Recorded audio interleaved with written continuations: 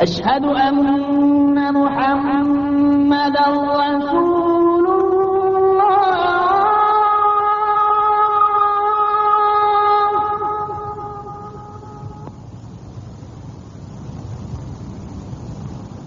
أشهد أن محمدا Assalamu alaikum. Peace be unto you. We're back for another episode of Islam in Focus. I'm your host, Hamid Rashid. Today we continue with our ongoing series dealing with the sources of Islam. In recent weeks we've been examining the linguistic miracle of the Quran. Today we'll be looking more particularly at precision of Quranic expression. I have joining me on the program as usual Dr. Jamal Badawi of St. Mary's University. Brother Jamal, Assalamu alaikum. Wa alaikum assalam wa rahmatullah. Could I have you very quickly highlight the main points that we touched on in our last program dealing with the linguistic miracle of the Quran? Sure.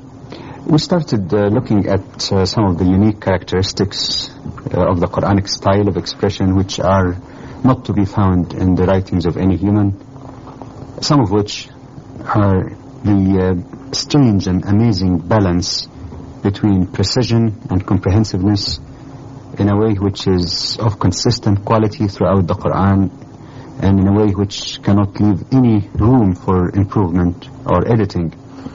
Secondly, the balance between addressing the human mind and intellect and the human feeling and emotions also in a way that combines between truth and beauty, between wisdom and feeling. Thirdly, the balance in terms of addressing people from various backgrounds, various levels of intellect, experience and knowledge, but still all of them can understand it easily, appreciated by the simple person as well as the more educated person. We have given specific examples of this, how the Quran deals with the question of oneness of Allah, not in a very philosophical or dry way, but we have seen again the emotional, intellectual mix that is found in the Quranic expression. We gave another example of the law of equality in terms of deliberate murder, like in the second surah in the Quran. And we have seen again that while it is very precise, it's quite different from the dry language we use normally in the law. And we indicated that the strange thing about the Quran, that while it looks easy to follow and the flow is very simple and uncomplicated, the same expression could have a number of shades of meanings that people discover generation after generation, meaning that are not necessarily contradictory, but we have seen that they could be quite complementary, like the example we gave from Surah 2, verse 212 in the Quran last time.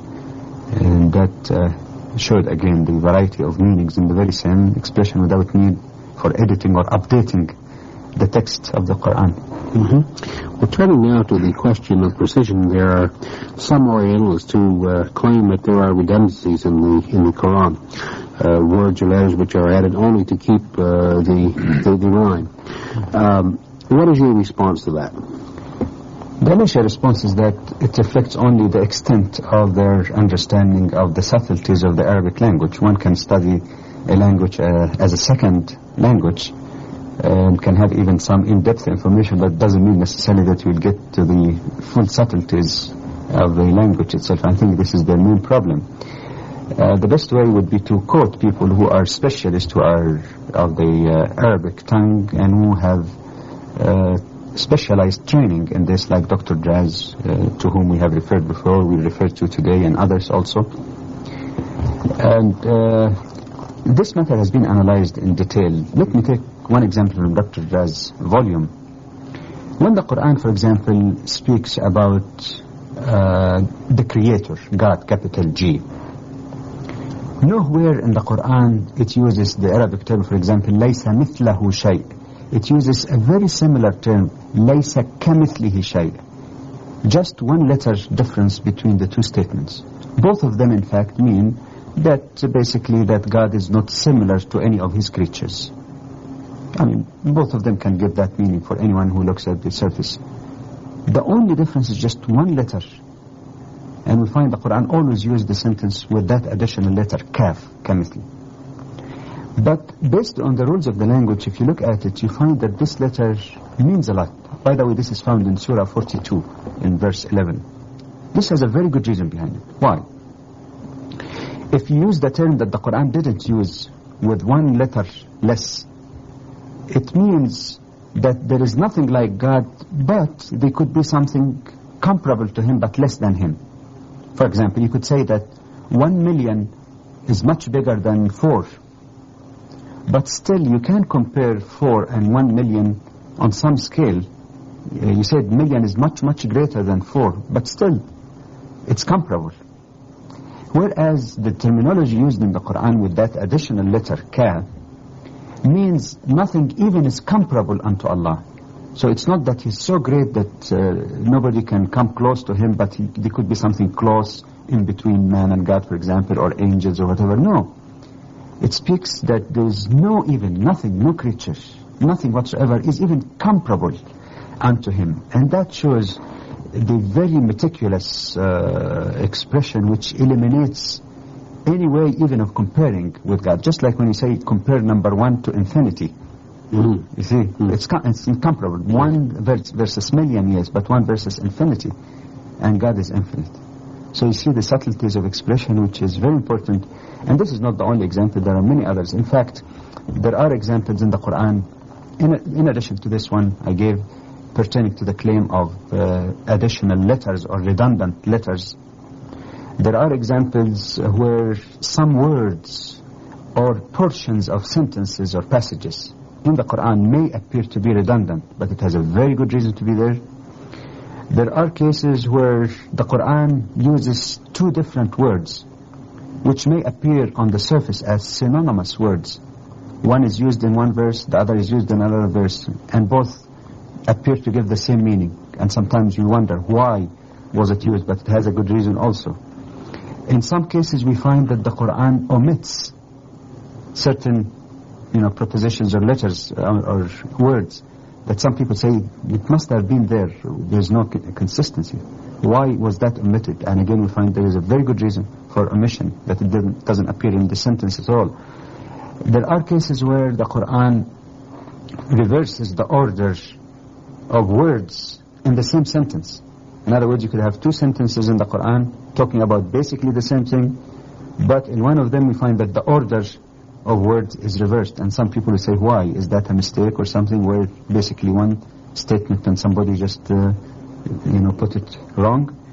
In some cases also, on the surface, there may appear to be inconsistency in the Quran. Why? Sometimes it might be using in the same passage singular and then shifts to the plural. And some people say, why not use singular in both or plural in both of them? These are all examples of things that may appear to some of those Orientalists and editors of encyclopedias, including the respectable ones. Unfortunately, they all fall into the same kind of error of not really trying to delve beyond what appears on the surface to find out what is the subtleties of expressions in the Quran. Well, the one example that you just used was a very interesting one, but just to take the point a little bit further, can you give another example where a single letter makes a difference in meaning? Single letter. All right. Another example is mentioned, and all of the remaining examples perhaps you can draw from another very good writer whose specialty actually is in the eloquence of the Quran. That's Sheikh Muhammad Mutawalli Sha'rawi. He has written on that in a number of publications, but one of his best books, and that is called Mu'jizat al-Quran. That is the miracle of the Quran. That's his specialty, his training. And he, for example, refers to 2 citations in the Quran. Both of them addresses the human to be patient when something bad happened to him or something, injury happens to him. The expression looks exactly identical with the exception of one word. It says, in one case, for example, in Surah 31, in verse 17, وَاصْبِرْ عَلَى مَا أَصَابَكَ إِنَّ ذَلِكَ مِنْ عَزْمِ الْأُمُورِ. That is, be patient in whatever happened to you, because this is the characteristics of those people who have determination. In the other one, it almost looks identical. It says, إِنَّ ذَلِكَ لَمِنْ عَزْمِ الْأُمُورِ. So even if you don't know Arabic, إِنَّ ذَلِكَ مِنْ عَزْمِ الْأُمُورِ. إِنَّ ذَلِكَ لَمِنْ عَزْمِ الْأُمُورِ. What's the difference? La. But exactly the sentence is the same. Again, that second one appears, for example, in 42, 43. But there is a very important reason. Why? In the Arabic language, when you add this la, it means that this is indeed. You're making some emphasis. This is indeed good. This is truly good. So there is more emphasis. Why was that emphasis used in one rather than the other? The reason is that if you go back to the context of each of these verses, you find that the first one, that is in 31:17, it speaks about something that may happen to you not caused by an adversary. Like, for example, if somebody is driving on the highway and a big rock falls from the mountain on his car and damages part of his car. Of course, that's bad. He's injured because of that, or he feels bad because he lost money on his car. But the patience here would be a little easier to take because there is no enemy that he feels, antagonistic towards. It's just something that happened. He could not control it. That is the context of that verse, which doesn't have that emphasis. Whereas the second one, when the emphasis that this is truly good or this is truly characteristic of good people, which appear in 42, 43, it speaks about somebody causing injury to you. That's why the verse actually before that speaks about those who have patience and forgive, which means that there is an injury that happened to you, but someone else, some enemy, caused you that injury. And obviously, you need more patience in the second case than the first. Why? Because in the second case, you have to be patient because of the wrong that has been done to you, the hurt that you're going through. But you need patience also to resist the instinct to have revenge against that enemy who caused you that injury, which means that you have double need for patience and self-control.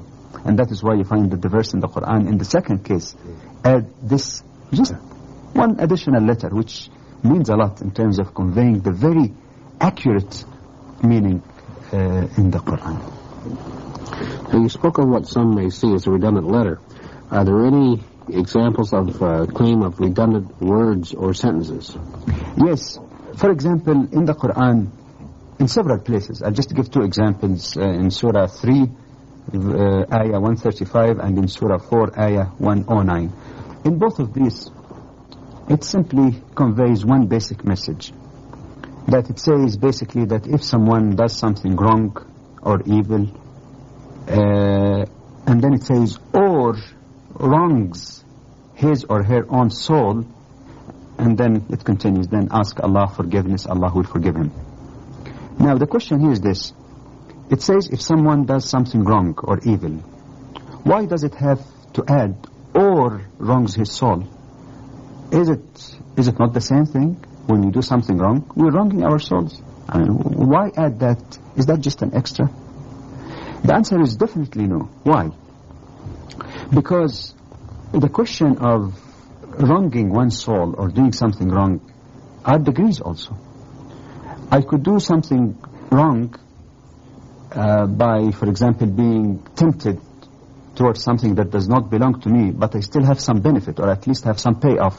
Example, if somebody steals something, he's done something wrong, but he's got some payoff. He was motivated in doing this by his desire to get this property. And the same thing if someone commits adultery, if someone, gets intoxicated or something like that. So there is a sort of payoff. You do wrong because you think that you want to achieve some immediate pleasure. However, there is another type of wronging the soul. You could do something wrong without benefiting yourself, just hurting someone else, not because you'll get his benefit or anything, but just to hurt him, bearing a false witness against someone, just trying to prevent something good from happening to someone else. You haven't got any good yourself, but you're doing that just out of one may do that just out of malice without necessarily benefiting from it. And that's what the Quran refers to as wronging one's soul. So again, it's not extra. In other words, it deals with both situations of doing evil for a benefit or doing evil just for the sake of hurting others. And that could make a difference also in the meaning. See? Yes, indeed. Well, some writers also claim that there are synonymous words or expressions used in the Quran which don't seem to have any explanation except to keep the rhyme of the Quran. Is that true? No, it's not. And in fact, remember, there's one statement that was quoted from Dr. Draz last time, which we will clarify further in answering that question. When he said the challenge for whole humanity, really, is that you could go through the entire Quran from A to Z. And he says in any particular context or passage, find a word in all Arabic dictionary that would be a better expression than the actual word in the Quran, which means that there is absolutely no room for improvement. And that doesn't apply to the writing of any human being. Absolutely. I mean, you search any dictionary, no better word can express the meaning in that context than this specific word. But again, we don't want just to put it as a claim. We have to really get into substance. Now, take one example. When the Quran speaks about the attitude of some unbelievers, one appears in Surah 3, one appears in Surah 5. In one case, it says basically that when it's told to them, come to what Allah or what God has revealed, you find that they, reject and they just follow what, or claim to follow what their parents did. In both of them, it's basically the same expression, really, more or less. But again, we'll get to the subtleties. That people reject the truth simply because they say that we found our parents following this particular path. However, in one verse, it ends by saying, say, if their parents did not reflect or understand, would they still follow them? Whereas the second verse says, if their parents didn't know anything, would they follow them? Now, what's the difference between reflecting and knowing? And how does that relate to the context of both passages in the Quran? By further examination, we will find that in the first expression, talking about the parents not reflecting, the context is to invite them to believe in God, in the Creator. And the word reflect here means that if their parents only thought, used their own faculties, reflected on the creation of the universe, they would have concluded that this universe is created by one and only supreme power. So it ends with reflect. Whereas the context of the second verse, it talks about coming to the, or believing in the revelation of God, and it says also, or mention the prophet, the messenger. And here we find that there is another degree other than just reflecting and understanding, because in reflection you discover something by yourself, you think about it. But knowledge, you may not reflect, but learn from someone else. If somebody you trust and believe in his or her integrity tell you something, even without discovering that yourself, you can learn or know. Okay? In the second case, the response of the unbelievers is that, no, enough for us what we found our parents doing. Which means that not only are they refusing to think, they are even refusing to learn. Ready knowledge that is already coming to them. So again, look at the subtle difference where, one would not even notice any difference, but there is a reason before it. Another example. In the Quran, there are two verses also. One in 72:16, one in 76:21. In both cases, it talks about God giving water for us to drink, or giving us drink. Very simple. However, it uses two different terms, one term in each of the passages. One is called asqahum, the other saqahum. Both of them, if you really look at it or try to translate it into English, and actually you can detect that from English translations, it simply means God, or means God gave them drink, or something, or water. Whereas, if you look at it linguistically, the word asqahum that appears in the first passage means that God provided the water, but you've got to do some effort to get it. God placed the water in the rivers or in the well, so He gave it to you. But you still have to get a bucket and robe and get that water out. Whereas in the Arabic language, when you say saqahum, used in the second passage, means that you don't have to do any effort even. It comes to you. And if you go back to the context of these verses, you will be really surprised. Because in the first one, which refers to water being available, but you have to do some effort to get it, it talks about the life in this, on this earth. That God provides us with this, and then we can use it. Whereas the second expression, that is getting water without any effort, it speaks about the life hereafter, in paradise, where, as we know in Islamic thinking, in paradise you don't have to do any effort, everything comes to you. Again, on the surface, one would say, more maybe it was just the rhyme, to keep the rhyme that the Quran used one term here and the other term here. But in fact, if you look at it, there could be no substitute. You can't replace one with the other because each one has a different, shade of meaning. Well, now let's examine the opposite side of the coin, so to speak. It's sometimes claimed that the Quran, in order to again to keep a pleasant rhyme, drops certain words which likely should be included. What's your comment on that? There's an excellent example of this provided by Sheikh Sha'rawi in his book Miracle of the Quran, and a very interesting one. It describes some of the statements on the tongue of Prophet Abraham, and that appears in Surah 26 from verses 78 to 82, starting with الذي خلقني فهو يهدين والذي هو يطعمني ويسقين.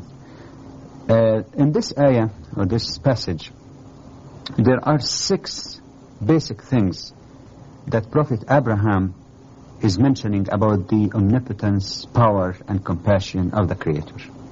6. One, basically says that creation, that God is the Creator, He who created me. Secondly, it talks about guidance, that He is the one to provide guidance.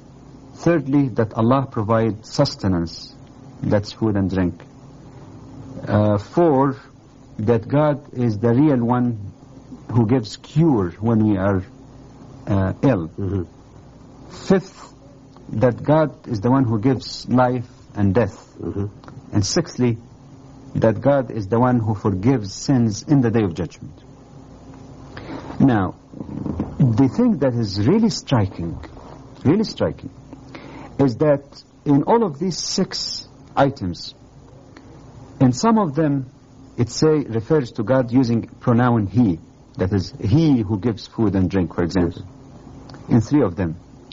In the other 3, it drops pronoun, and not consistent, not like half and half. But, for example, in the first item, it does not refer to God by the pronoun He. In the second, third, and fourth item, it refers to God, and each time it's repeated with the pronoun He. In 5 and 6, 5th and 6th items, it drops He. If you look at it, one would have absolutely no way of understanding why. Why did it not use it all the way? And again, like you said earlier, some Orientals would say, oh, yeah, just to keep the rhyme pleasant, or make some variation so that it doesn't get boring when you keep repeating he 6 times, so just variation of that. Again, that's not at all the wisdom behind it. Why? In the first item, and the 5th and the 6th are items which no human being can dispute with God, even if he may be unbeliever. Because it talks, for example, about God as the Creator. And of course, even an unbeliever cannot claim that, say, oh, I did create this earth, I did create Saturn or Mars or the moon. Nobody can make that claim of creation. In the 5th item are items also that no human being claim to have power, giving life and death. God created the life, for example, in the womb of the mother and so on. And when the person dies naturally, at least, it's God's will anyway. The 6th item, it speaks about God's forgiving quality in the day of judgment. And of course, nobody claimed to say, all right, when we resurrect in the day of judgment, I forgive. It is only God who is capable and able to forgive. And that is item 1, 5, and 6. The ones in the middle, dealing with guidance, God providing food and drink, God curing our diseases, this could be disputed. Example, if I am a boss in some company, and if I am not unbeliever, God forbid, I could tell the one, all right, I control your food and drink because I could fire you. At least some people can make that false claim. Mm-hmm. Or a person could be a medical doctor and he can tell the patient, for example, it is not God who cures you, it is me. Because if I don't diagnose your sickness and give you the medicine, no way, you cannot have that cure. Guidance. People also could claim, no, I have better guidance than God's. You know, these are obsolete things. I have better ideas, and start arguing that their way of life or ideology is better than what God has revealed. Mm-hmm. So in the items that are indisputed, even by the unbelievers, you find that the word he is dropped, that there is no need for emphasis. You don't say, it is he who created me. You say, he, it simply starts by, who created me, without the reference or use of pronoun, because it's indisputable. Whereas when it talks about issues that some unbelievers can dispute, Prophet Ibrahim is emphasizing every time, no, it is he, Allah, who guides. Allah, it is he who gives food and drink. It is he who gives cure, to draw to our attention that even in these areas that may be thought to be disputable, the ultimate sovereignty and power indeed lie exclusively in the hand of God. So this is, again, like I said, something that a person would not even notice, much less if you're reading an English translation or any translation of the meaning of the Quran in any other language. But you see the secret of the expression, that you can't have even one thing dropped except for a good reason. Yes, yes. Well, perhaps we can turn now to the reversals in the order of certain words in some of the passages. Mm-hmm. What is the explanation for that? Well, again, the best way to explain it is to give some examples of this. 2 verses in the Quran, which deal basically with the same thing. They look almost like identical if you count the words and the meaning they convey, but in one there is reversal of order. In Surah 6, Ayah 151, and in Surah 17, Ayah 31, both of them, in fact, prohibit or end the female infanticide practice that some of the Arabs used to kill their children alive because of poverty. Mm-hmm.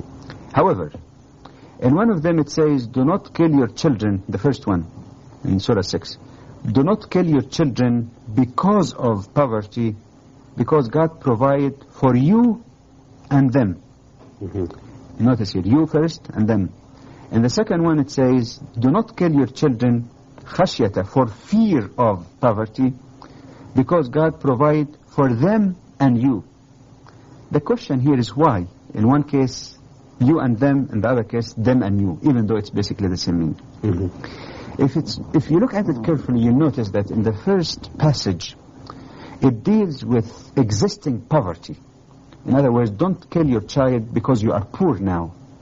And when the person is poor, he would be concerned, of course, more about his own sustenance even. Yes. So I said, all right, if I have children again, that would be more difficult. How could I live, survive? Mm-hmm. That's why the passage in the Quran assures the individual, because that's his main concern. No, God provides for you and for them and for your children.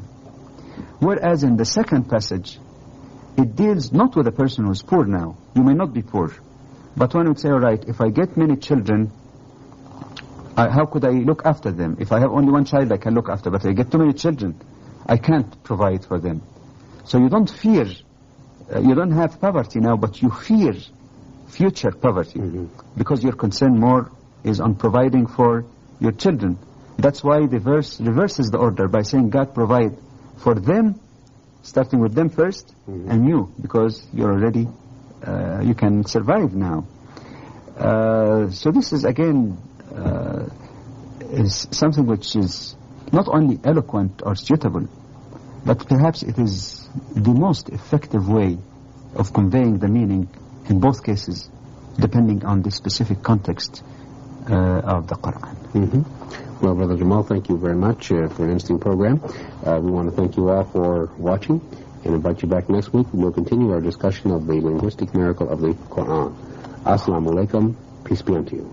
أشهد أن لا إله إلا الله